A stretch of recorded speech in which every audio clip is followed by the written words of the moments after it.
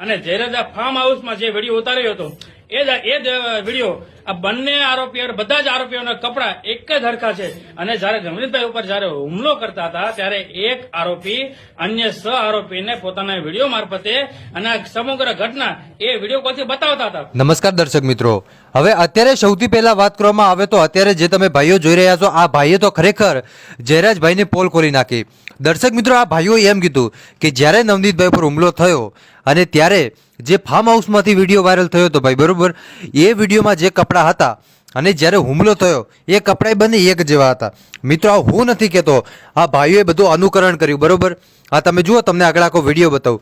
અત્યારે તમે લોકો જાણતા હશો કે જે બગદાણાનો કેસ છે ને કેટલો બધો ચર્ચામાં આવી ગયો ભાઈ।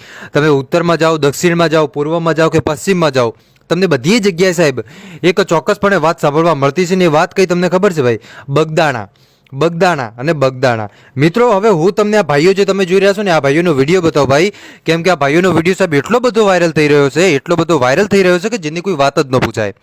હવે જ્યારે નવનીતભાઈ પર હુમલો થયો ત્યારે નવનીતભાઈએ પણ આજે જ એક નિવેદન આપ્યું। મેં એ નિવેદન સાંભળ્યું ભાઈ, કેમ કે વિડીયો બતાવવાથી કોપીરાઇટ આવી જાય ને, કે હું તમને વિડીયો આખો બતાવું। એ વિડીયોમાં નવનીતભાઈએ એવું કીધું કે જો મને હીરાભાઈ સોલંકી કહેશે ને તો પણ હું સમાધાન નહીં કરું, કેમ કે મેં માર ખાધી છે ભાઈ અને આ મારી ઇજ્જતનો સવાલ છે।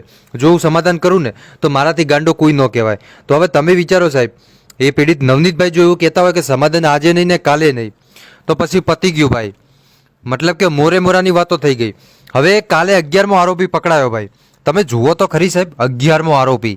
ખબર નહીં હજુ કેટલા આરોપી હશે ભાઈ, એ તો આવનારા સમયની અંદર ખબર પડશે। પણ એક વાતે જોવા જઈએ તો ચોક્કસપણે કહી શકાય કે આ ઘટનાની અંદર કોઈ પણ મેન આરોપી હશે કે ન હોય, ચોક્કસપણે એને પકડવામાં આવશે। જો હશે તો એની સામે કાર્યવાહી થશે ને નહીં હોય તો કંઈ થવાની નથી। પણ અત્યારે તો સાહેબ એક પછી એક આરોપીઓ પકડાઈ રહ્યા છે। નવનીતભાઈ પર જેને હુમલો કર્યો ને એ તમામ લોકો પકડાઈ રહ્યા છે। એટલે કે આવનારા સમયની અંદર આપણે લોકો જોઈશું કે આ કેસ કઈ દિશામાં આગળ જશે, આ કેસ કઈ રીતે આગળ જશે અને શું આ કેસમાં કોઈ લોકોનો હાથ છે કે નહીં, એ તો સાહેબ આવનારા સમયની અંદર ખબર પડશે। હવે તમે સૌથી પહેલા ભાઈઓનો વિડીયો જોઈ લો। એ વિડીયો કોલથી બતાવતા હતા તો એ વિડીયો પણ એમાં દેખાય છે, ચોખ્ખું અમને લાગે છે। તમે આ વિડીયોને તમે ઝૂમ કરો, તેને સ્લો મોશનમાં જોવો તો તમને ચોક્કસપણે આમાં દેખાઈ આવશે। જો એક ધારાશાસ્ત્રીને જો વિડીયો મારફતે પુરાવા મળી આવતા હોય તો આઈપીએસ કક્ષાના અધિકારીને આ વિડીયોમાં જ સવાલનો જવાબ છુપાયેલો છે, તો આમને કેમ નથી મળી આવતા? આ પણ એક શંકા ઉપજાવે છે।